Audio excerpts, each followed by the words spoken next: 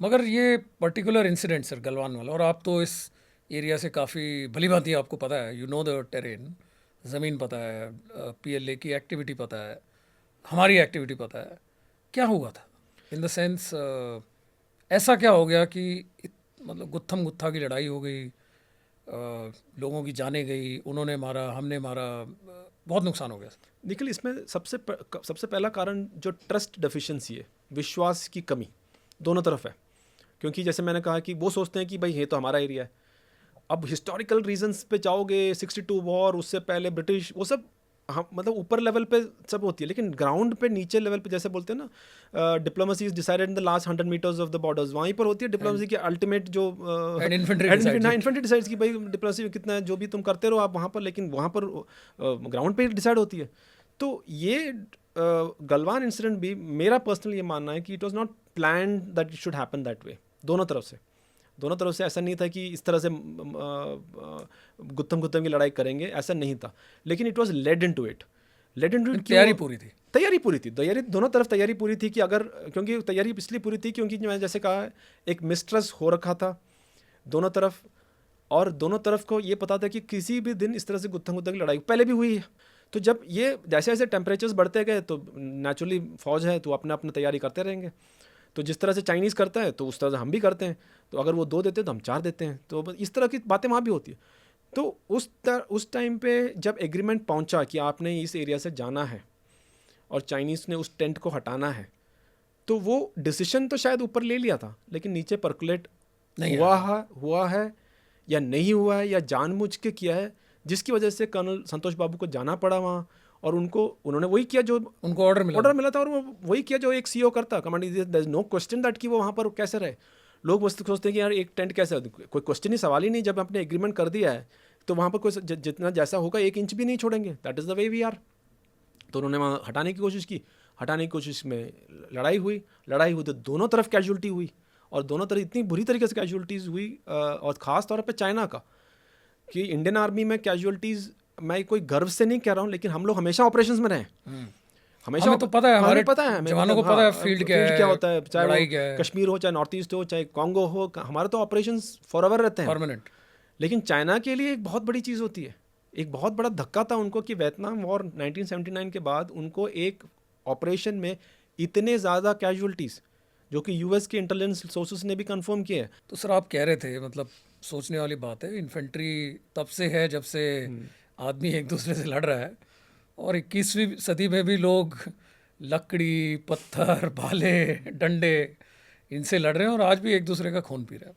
मैं ये मानता हूँ निखिल, कहीं ना कहीं हमारे अंदर ना, हम चाहे एवोल्यूशन तो हुआ है, लेकिन हमारे अंदर वो जो लड़ने की भावना लड़ने है की वो नहीं भावना गई है, है। वो मेरे ख्याल से वो है, और आगे वो रहेगा। कई लोग ये बोलते हैं कि फौज की ज़रूरत क्या है, why can't we have peace, and everybody should have peace and there should be no war. It's very romantic idea, but it's not a real, in the real world it doesn't happen.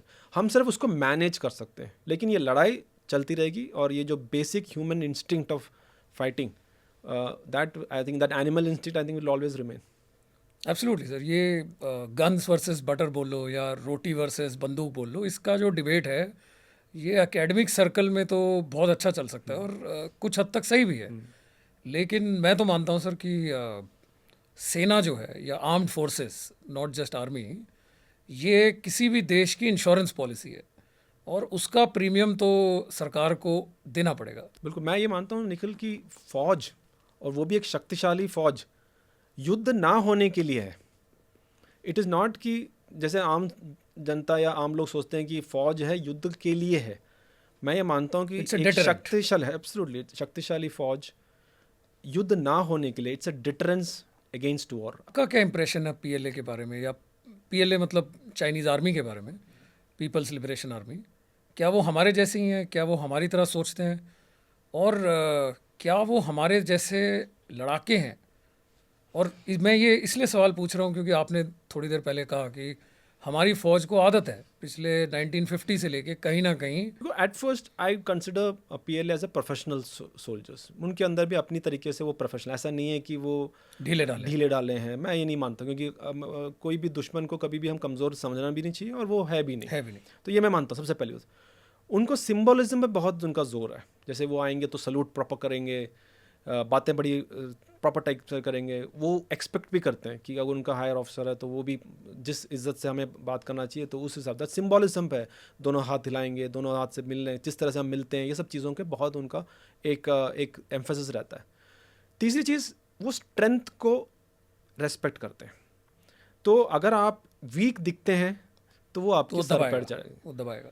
लेकिन अगर वो लगता है कि यार ये वहाँ पर टफ है तो वो नहीं दबाएंगे। तो इसलिए जब हमारा राजपूत रेजिमेंट जो मेरे पलटन वहाँ गया था, तो मैंने जितने भी मेरे बास्केटबॉल, जितने भी मेरे कुश्ती तगड़े बंदे सबसे आगे रखा था। और उनके जो हमारे वो जो मूछे हैं वो बड़े मूछे रखते थे, तो ये 6 फुट वाले सारे के सारे आगे रहते थे। तो ये देख के ही थोड़ा साइकोलॉजिकल उनका एक इम्पैक्ट होता था, तो वो थोड़ा कम प्रॉब्लम करता था, क्योंकि उनका ये करते कुछ नहीं थे, लेकिन सिर्फ खड़े होने, इनके जो तेवर देख के ही समझ जाते थे कि भाई इनसे पंगे नहीं लेना चाहिए।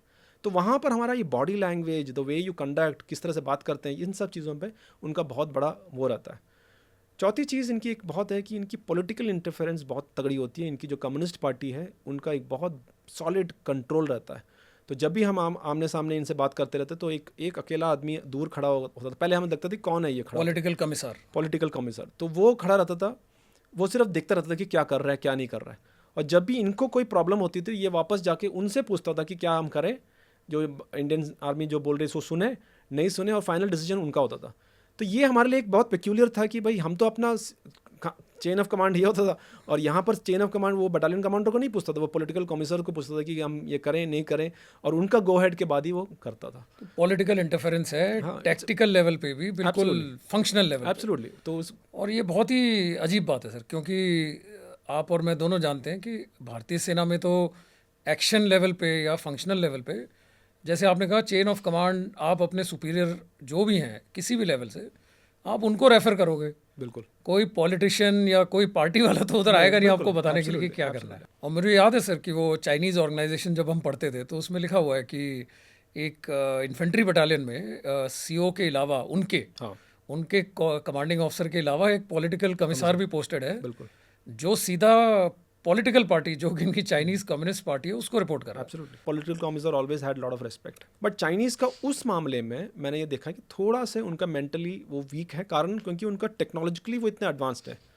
क्योंकि अभी फॉर एग्जांपल एक गाड़ी में आते हैं, वो गाड़ी में रहते हैं, वो गाड़ी एयर कंडीशन होती है, तो अगर हमारा फेस ऑफ चल रहा, फेस ऑफ का मतलब होता है कि आमने सामने खड़ा होकर खड़ा हो, और कई बार फेस ऑफ जो है हमारे वहाँ पर 19 घंटे भी चले, पीछे 19 घंटे लोग एक दूसरे के सामने खड़े रह गए, क्योंकि ना वो पीछे जा रहे हैं ना हम पीछे जा रहे हैं, और धक्का मुक्की चल रही है। हाँ नहीं, उसके बाद क्या धक्का मुक्की बंद हो गई, लेकिन अभी पहले आप जाओ पहले हम जाएंगे, उस तरह की बातें, या जो वो बोलेंगे माना नहीं, क्योंकि ट्रस्ट नहीं है। हाँ, तो वो 19 घंटे तक हम भी खड़े हुए हैं।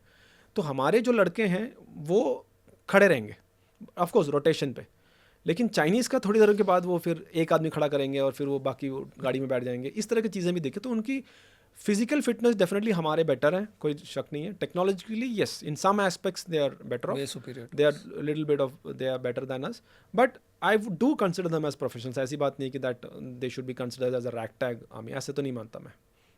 वो राइटली सेड सर, कभी भी दुश्मन को कम नहीं देखना चाहिए। हमारे से प्लानिंग में तो हमारे से अच्छा ही समझना चाहिए, जानना चाहिए कि हमारे जितना तो लड़ ही लेंगे, और अगर ऐसा करेंगे तभी हमें विजय मिल सकती है, सक्सेस मिल सकती है।